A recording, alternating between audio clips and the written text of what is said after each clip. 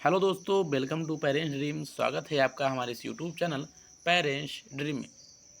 दोस्तों, आज इस वीडियो में हम देखेंगे कुछ महत्वपूर्ण संविधान संशोधनों को, क्योंकि जितनी भी परीक्षाएं वर्तमान में हो रही हैं, जैसे एसएससी जीडी की लगी है आपकी एग्ज़ाम, यूपीएसआई का हो रहा है, यूपी टेट 28 तारीख को होने वाला है। सभी में शिफ्टों में देख रहा हूँ 1 से 2 प्रश्न आपके संविधान संशोधन से अर्थात पॉलिटी से जरूर पूछे जा रहे हैं। तो चलिए दोस्तों, आज इस वीडियो में हम देखेंगे महत्वपूर्ण संविधान संशोधन। अब दोस्तों हम बात करें सबसे पहले कि दोस्तों अगर आपसे प्रश्न पूछे कि भारत में जो संविधान संशोधन करते हैं हम किस अनुच्छेद के अंतर्गत करते हैं, तो अनुच्छेद 368 के अंतर्गत करते हैं। क्योंकि आप इसको पढ़ लीजिए, भारत के संविधान के अनुच्छेद 368 में भारतीय संविधान संशोधन की प्रक्रिया का उल्लेख है। अर्थात हम कोई भी अगर संविधान में संशोधन करना चाह रहे हैं तो किसके अंतर्गत करेंगे दोस्तों, अनुच्छेद 368 के अंतर्गत। तो सबसे पहला फैक्ट या हम कह सकते हैं सबसे पहला इंपॉर्टेंट तथ्य आपका यही निकल के है। अब दोस्तों हम चले देखते हैं दूसरा पॉइंट आपका दोस्तों यह है कि संविधान संशोधन जो है आपका केवल संसद द्वारा ही किया जा सकता है। अर्थात संसद के किसी भी सदन में आप कर सकते हैं, वो अलग की बात हुई राज्यसभा या लोकसभा में, परंतु आप जो संविधान संशोधन करेंगे वह संसद द्वारा ही किया जा सकता है। अब चलिए दोस्तों आगे बात करते हैं। अब सबसे इम्पोर्टेंट स्टार लगा के आप इसको कहीं कॉपी में नोट कर लीजिए कि भारत में जो पहला संविधान संशोधन हुआ दोस्तों, वह 1951 में कौन सा संशोधन हुआ दोस्तों, तो पहला संविधान संशोधन हुआ।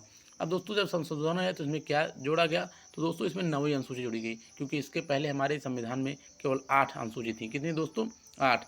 तो पूछेगा कि 9वीं अनुसूची किस संशोधन से जोड़ी गई, तो पहला संविधान संशोधन 1951 में ये जो है आपकी 9वीं अनुसूची जोड़ी गई। इसके बाद देखते हैं दोस्तों, ताकि इसमें जो है ये जो 9वीं सूची जोड़ी गई, ये इसलिए जोड़ी गई ताकि जो भूमि सुधार कानूनों हैं, मतलब जो भूमि सुधार कानून है उसको चुनौती न दी जा सके। अर्थात ऐसा संविधान संशोधन किया गया पहले 1951 में, जो 9वीं अनुसूची जोड़ दी, ताकि इसके जो भूमि सुधार कानून है उसको आप कहीं भी चुनौती न दे सकें। अर्थात हम ऐसे कह सकते हैं कि 9वीं अनुसूची जो जोड़ी गई वो भूमि सुधार कानूनों से संबंधित है।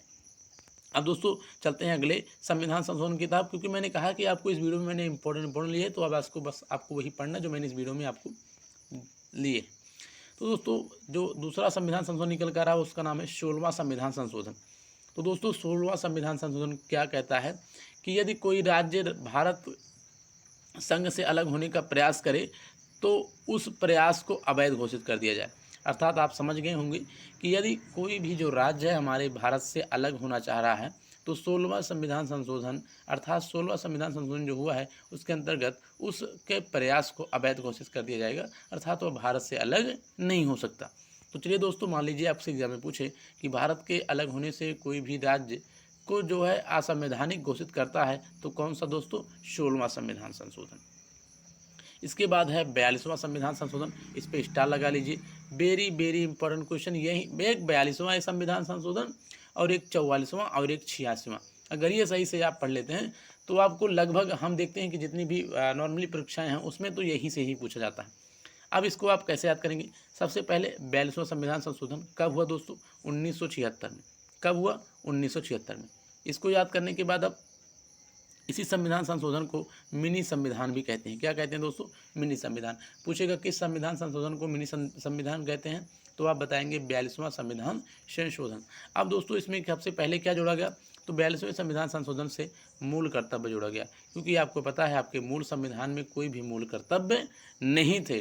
तो पहली बात कि आपके मूल संविधान में कोई भी मूल कर्तव्य नहीं थे, तो मूल कर्तव्य जोड़ा कैसे गया, तो दोस्तों मूल कर्तव्य आपके 42वां संविधान संशोधन 1976 के अनुसार जोड़ा गया। और दोस्तों ये कहाँ जोड़ा गया, अनुच्छेद 51 का में। तो पूछेगा आपके मौलिक कर्तव्य किस अनुच्छेद के अंतर्गत हैं, तो दोस्तों मौलिक कर्तव्य आपके अनुच्छेद 51 का के अंतर्गत हैं और भाग 4। ठीक है दोस्तों, ये आपको इतने अच्छे समझ में आ गया। अर्थात जो 42वां संविधान संशोधन हुआ उसे मिनी संविधान कहते हैं, और इसमें सबसे पहला संशोधन हुआ कि मूल कर्तव्य जोड़ा गया, और मूल कर्तव्य किस अनुच्छेद के अंतर्गत रखा गया, 51A, या हम कह सकते हैं 51 के का को। और इसी से दूसरा संविधान संशोधन हुआ, मतलब ऐसे कह सकते हैं 42वां संविधान संशोधन में काफ़ी कुछ बदलाव देखे गए। और दूसरा प्रस्तावना में संशोधन किया गया, उसमें क्या जोड़ा गया दोस्तों, ये शब्द जोड़े गए, एकता, अखंडता, धर्मनिरपेक्ष और समाजवादी। तो पूछेगा कि अखंडता या धर्मनिरपेक्ष या एकता में से कोई एक दे देगा। पूछेगा इन निम्नलिखित में से कौन सा जो शब्द है यह 42वें संविधान संशोधन द्वारा जोड़ा गया था। तो आपको इसी में से आप इसको पढ़ लीजिए, एकता, अखंडता, धर्मनिरपेक्ष, समाजवादी, ताकि आप जान लें। या ऐसे भी कह सकता है कि 42वें संविधान संशोधन में निम्नलिखित में से कौन से शब्द नहीं जोड़े गए, इन चारों में से 3 रख दे और एक कोई और रख दे, तो ताकि उसको भी आप अच्छे से पहचान लें। अब दोस्तों और देखते हैं क्या संशोधन हुआ था 42वें संविधान संशोधन में। तो 42वें संविधान संशोधन के अंतर्गत विशेष परिस्थितियों में नीति निर्धारक तत्व सिद्धांतों को मूल अधिकारों से अधिक महत्व देने का प्रावधान सुनिश्चित किया गया। अर्थात जो 42वां संविधान संशोधन हुआ उसमें यह भी एक मतलब संशोधन किया गया कि यदि कोई भी विशेष परिस्थितियां हैं तो उसमें जो नीति निर्देशक सिद्धांत हैं उसको मूल अधिकार से भी अधिक महत्व देने के लिए एक संशोधन किया गया था। तो ऊपर 2 वाले पॉइंट वो आपके लिए बहुत इंपॉर्टेंट है। एक क्या कि आपके प्रस्तावना में संबोधन किया गया, उसमें एकता, अखंडता और समाजवादी पंथ निरपेक्ष जोड़ा गया।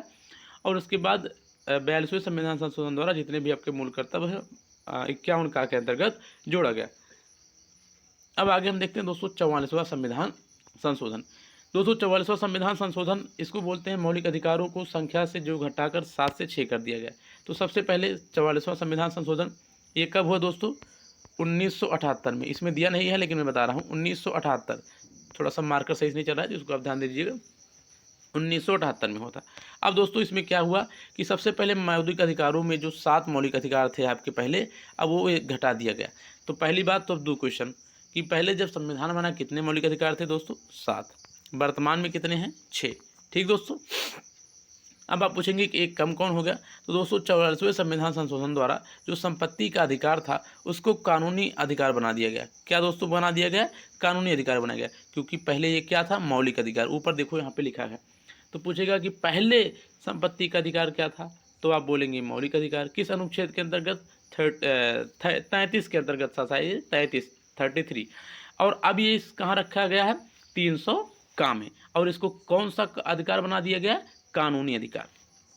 अर्थात संपत्ति के जो मूल अधिकार था उसको मूल अधिकार की श्रेणी से हटाकर कानूनी अधिकार अर्थात विधिक कानून बना दिया गया, विधिक अधिकार बना दिया। तो आपसे पूछेगा कि संपत्ति के अधिकार को किस संशोधन द्वारा हटाया गया? तो 44वें संविधान संशोधन द्वारा।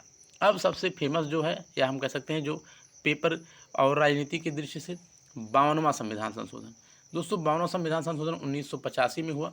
और दोस्तों 1985 में जो संशोधन हुआ इसमें यह तय किया गया कि जो राजनीति में दल बदल पर है इस पर रोक लगाया गया। तो राजनीति पे पूछे कि दल बदल जो मतलब रोक है किससे या दल बदल किससे संबंधित है? तो 52वें संविधान संशोधन से। ठीक है दोस्तों। और इस कानून को लाया गया और इसे संविधान की 10वीं अनुसूची में रखा गया। तो पूछेंगे कि 52वां संविधान संशोधन को किस अनुसूची में रखा गया? तो पहली बात तो 10वीं अनुसूची में। अब इसको आप याद कैसे रखेंगे? यहाँ लिखा है 52, तो 5 दूनी 10। तो कौन सी अनुसूची में रखा गया दोस्तों? 10वीं अनुसूची में। और यह किससे संबंधित है? दल बदल अनुसूची से, या हम कह सकते हैं दल बदल विरोधी कानून से।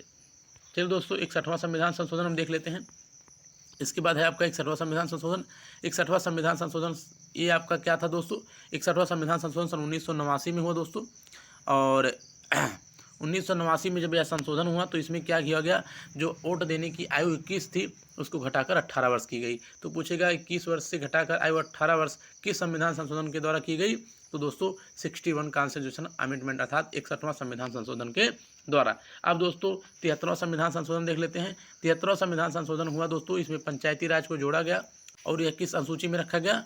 11वीं अनुसूची में। क्योंकि इसके पहले हमने क्या देखा? 9वीं अनुसूची जो जोड़ी गई 1951 में पहले संविधान संशोधन के द्वारा जोड़ी गई। 10वीं अनुसूची जो जोड़ी गई 52वें संविधान संशोधन 1985 के अंतर्गत जोड़ी गई। और 11वीं अनुसूची 73वें संविधान संशोधन जिसमें पंचायती राज को जोड़ा गया इससे जोड़ी गई। अब हम बात कर ले 74वें संविधान संशोधन की दोस्तों। तो 74वां संविधान संशोधन ये नगर निगम, नगर पालिका और नगर परिषद से संबंधित प्रावधान को जोड़ा गया। और 74वें में आपकी 12वीं अनुसूची जोड़ी गई। अब वर्तमान में आपकी कितनी अनुसूचियाँ हैं दोस्तों? 12। पूछेगा कि मूल संविधान में कितनी थी? 8। अब और यह जो आपका 74वां संविधान संशोधन है यह नगर पालिका, नगर निगम और नगर परिषद से संबंधित है। यह हम कह सकते हैं शहरी स्थानीय मतलब शहरी स्वशासन से, और ये ग्रामीण स्वशासन से था 73वें वाले। इसके बाद 69वां संविधान संशोधन देख लेते हैं दोस्तों। 69वां संविधान संशोधन जो है दोस्तों यह सबसे इम्पोर्टेंट इसलिए है क्योंकि जो आपकी राजधानी दिल्ली है उसको एक विशेष क्षेत्र का दर्जा दिया गया। तो पूछेगा कि केंद्र शासित प्रदेश दिल्ली को विशेष दर्जा प्रदान किया गया, उसका नाम बदलकर राष्ट्रीय राजधानी दिल्ली क्षेत्र कर दिया गया। तथा दिल्ली में विधानसभा और मंत्रिपरिषद की व्यवस्था की गई। किस संविधान संशोधन द्वारा दोस्तों? तो 69वां संविधान संशोधन द्वारा। अर्थात 69वां कॉन्स्टिट्यूशन अमेंडमेंट में दिल्ली में विधानसभा और मंत्रिपरिषद की व्यवस्था की गई और तथा उसे विशेष राज्य का दर्जा दिया गया। किस शासित प्रदेश को? तो दिल्ली को। दोस्तों इसके बाद हम देख लेते हैं और क्या है। इसके बाद है 91वां संविधान संशोधन। इसमें क्या हुआ दोस्तों कि जो मंत्रिपरिषद की सदस्य संख्या है संबंधित संशोधन किया गया। लोकसभा तथा विधानसभा की सदस्य संख्या का 15% मंत्रिपरिषद के सदस्यों की संख्या हो सकती है। अर्थात इसमें जो आपको याद करना है बस यही याद करना है कि 91वां संविधान संशोधन से कि कोई भी लोकसभा तथा विधानसभा के सदस्य का 15% जो व्यक्ति है वह मंत्रिपरिषद के सदस्य की संख्या हो सकती है। अब हम देख लेते हैं दोस्तों 92वां संविधान संशोधन। 92वां संविधान संशोधन दोस्तों 8वीं अनुसूची में 4 भाषाओं को जोड़ा गया। तो दोस्तों 8वीं अनुसूची में आपका 4 भाषा जोड़ा गया था। वह 92वां संविधान संशोधन से जो 8वीं अनुसूची आपकी भाषा से संबंधित है उसमें 4 नई भाषा जोड़ी गई, जिससे वर्तमान में अब आपकी कितनी भाषा हो चुकी हैं? 22 भाषा हो चुकी हैं पूरी संविधान के अनुसार। अब दोस्तों 97वें संविधान संशोधन। 97वें संविधान संशोधन में दोस्तों ऑपरेटिव सोसाइटीज अर्थात संविधान में स्थान दिया गया किसका गठन और वर्किंग के बारे में उल्लेख है।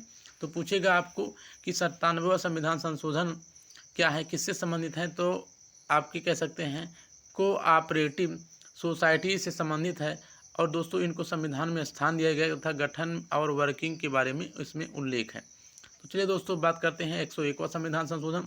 अर्थात जीएसटी से संविधान मतलब पूछेगा कि कौन सा संविधान संशोधन जीएसटी से अर्थात गुड्स एंड सर्विसेज टैक्स से संबंधित है। तो 101वां संविधान संशोधन और मतलब 4 प्रकार के जीएसटी होते हैं, मुझे पूरा नाम नहीं याद आ रहा है। तो बाकी दोस्तों आप इसको और देख लीजिएगा। इसमें क्या कहते हैं कि राष्ट्रपति के निर्वाचन की प्रक्रिया को सामान्य बहुमत से भी संशोधित नहीं किया जा सकता। अर्थात हम ऐसे कह सकते हैं, इसमें एक पॉइंट मैंने लिखा है आपके लिए, तो इसको जरूर याद कर लीजिएगा दोस्तों कि राष्ट्रपति के निर्वाचन की प्रक्रिया को सामान्य बहुमत से भी संशोधित नहीं किया जा सकता। ये आपकी इम्पोर्टेंट पॉइंट हुआ। तो चलिए दोस्तों अब इसके बाद हम आपसे नेक्स्ट वीडियो में मिलेंगे कि महत्वपूर्ण अनुसूचियों के बारे में लेकर और उसके भाग को लेकर। तो आप इसका रिवीजन करते रहिए, मैंने इसको अच्छे से इसीलिए आपको नोट्स बना कर दिया है। तो दोस्तों आशा करता हूँ आपको आज संविधान संशोधन समझ में अच्छे से आया होगा। वीडियो अगर अच्छे से समझ में नहीं आया तो वीडियो को रोक कर फिर से दोबारा देख लीजिए। मिलेंगे आपसे अगली क्लास में, तब तक के लिए जय हिंद। और कोई गलती हुई तो उसके लिए क्षम्यताम दोस्तों।